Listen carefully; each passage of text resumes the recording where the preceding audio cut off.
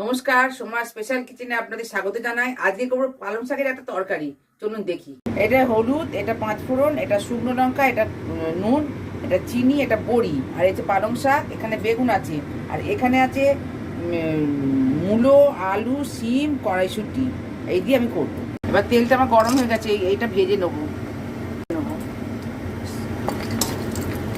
এই আমার বড়ি ভাজা হয়ে গেছে, আমি এবার তুলে নিলাম। তুলে ভেজে নেবো।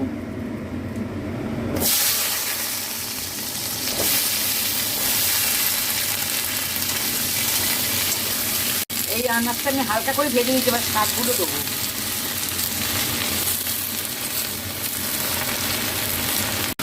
এই হলুদ দিলাম, এই নুনটা দিলাম,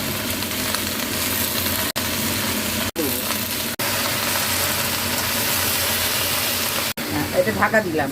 এবার অল্প আঁচে এটা হবে।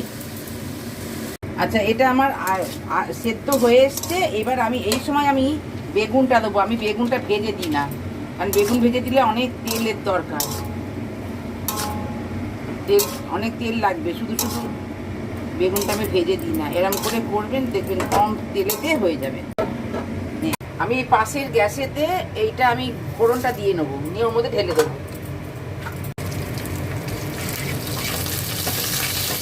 আচ্ছা, এই ফোড়নটা হয়ে গেছে, এটা আমি ঢেলে দেবো।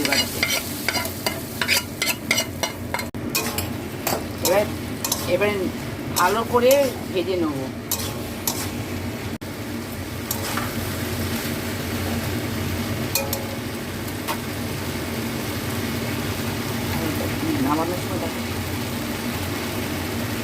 এটা আমার ভাজা বড়িটা গুঁড়ো করে রেখেছি, সেই বড়িটা আমি দিয়ে নেড়ে নামিয়ে নেবো।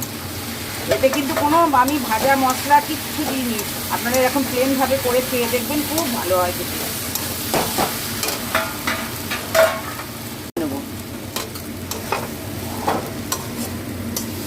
আজকের মতো এই পর্যন্ত। আপনারা লাইক সাবস্ক্রাইব করবেন। নমস্কার।